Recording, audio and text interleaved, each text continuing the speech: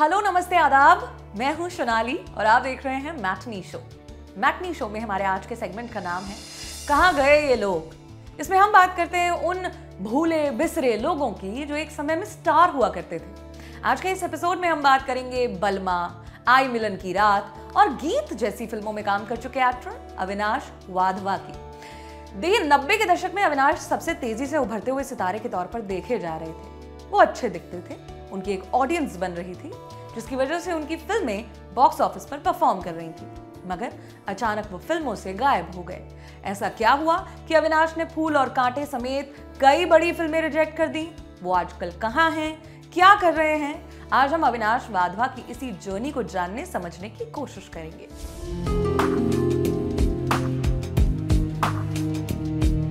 अविनाश का ओरिजिनल नाम है राकेश वाधवा, इसलिए जब तक उनके नाम बदलने के पीछे की कहानी नहीं समझ लेते, वहां तक नहीं पहुंचते, तब तक हम उन्हें राकेश ही बुलाएंगे। हालांकि आज के समय में राकेश वाधवा नाम बड़ा रिस्की है, क्योंकि इसी नाम का एक शख्स पीएमसी बैंक स्कैम मामले में न्यायिक हिरासत में है। खैर, आमतौर पर लोगों की ऐसी धारणा होती है कि फिल्मों में एक्टिंग करने वाले लोग ज्यादा पढ़े लिखे नहीं होते। राकेश इस आइडिया के विपरीत माइंडसेट के साथ फिल्मों में आए थे। उन्होंने पहले प्रॉपर एजुकेशन ली। स्कूली शिक्षा के बाद दिल्ली कॉलेज ऑफ इंजीनियरिंग, मतलब शॉर्ट में बोले तो DCE से बीटेक किया। इसके बाद MBA में एडमिशन लिया, मगर एंटरटेनमेंट वर्ल्ड से इतने प्रभावित थे कि सब कुछ खत्म करके किसी भी तरह फिल्मों में जाना चाहते थे। घर वालों ने, रिश्तेदारों ने मना किया कि भाई अपनी जान पहचान का कोई आदमी नहीं है इस फील्ड में।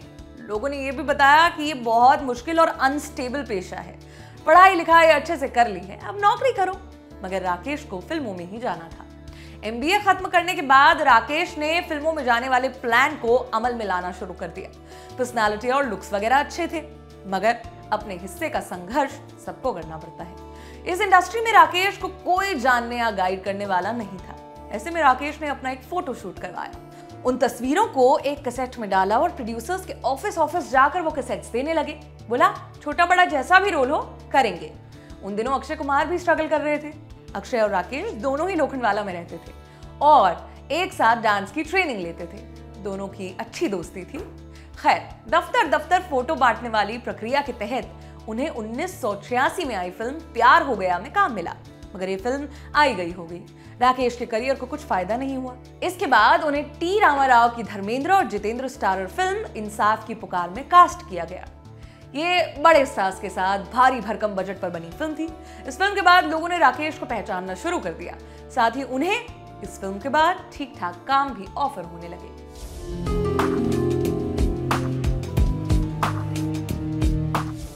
अब म्यूजिक बैरन गुलशन कुमार संगीत के बाद फिल्म प्रोडक्शन में कदम रख चुके थे। लाल दुपट्टा मलमल का से शुरू करने के बाद वो आशिकी जैसी बड़ी हिट फिल्म बना चुके थे।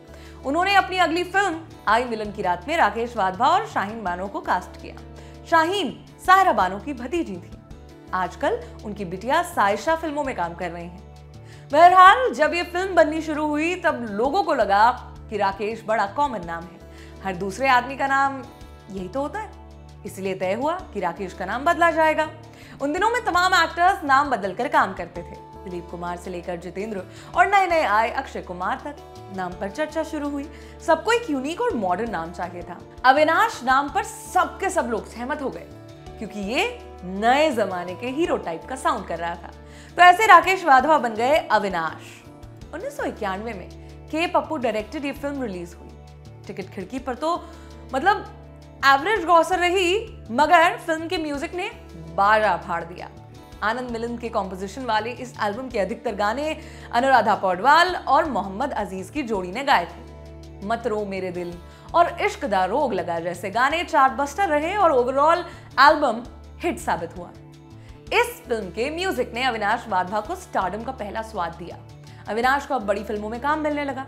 इस कड़ी में उनकी पहली फिल्म थी राजेश खन्ना के साथ रुपए 10 करोड़।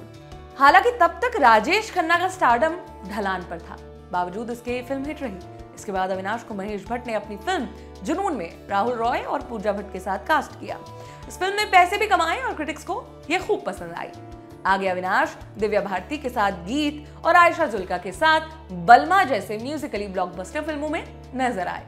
जितने लोगों ने अविनाश की फिल्म देखी थी उससे कई ज्यादा लोगों ने उनके गाने सुने और उन्हें गानों की वजह से वो पहचानते थे।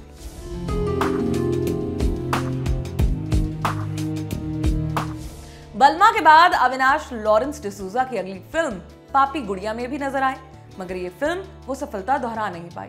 इसके बाद इक्का दुक्का फिल्मों में काम करने के बाद अविनाश फिल्मों से दूर होने लगे।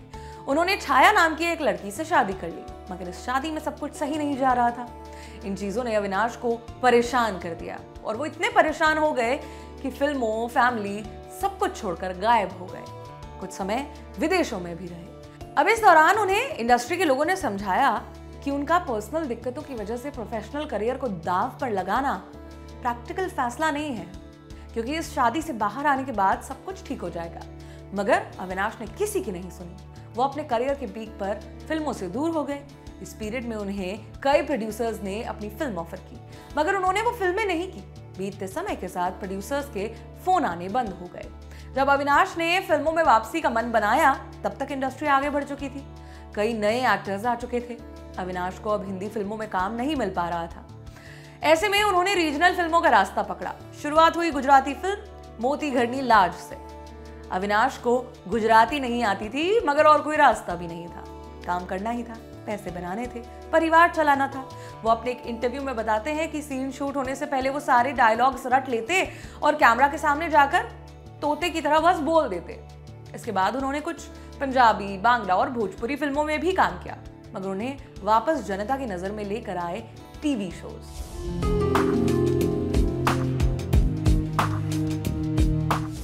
फिल्मों से दूर होने के बाद अविनाश ने टीवी का रास्ता पकड़ा। 2003 में वो पहली बार दूरदर्शन पर आने वाले टीवी शो एहसास कहानी एक घर की में नजर आए। इस शो में मुकेश खन्ना और अरुण गोविल जैसे दिग्गज लोग काम कर रहे थे। इस शो को अभिषेक दुधैया ने डायरेक्ट किया था।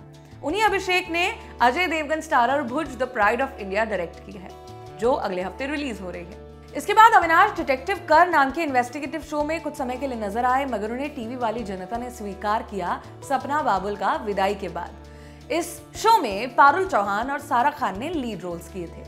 आलोकनाथ और विभा छिब्बर के साथ अविनाश वाधवा भी शो के प्राइमरी कास्ट का हिस्सा थे। इस शो में उन्होंने इंद्रजीत राजवंश नाम का किरदार निभाया था।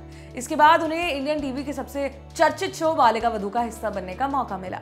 टीवी पर अविनाश को पिछली बार सूरज बड़जात्या के टीवी शो पियाल बेला में देखा गया था।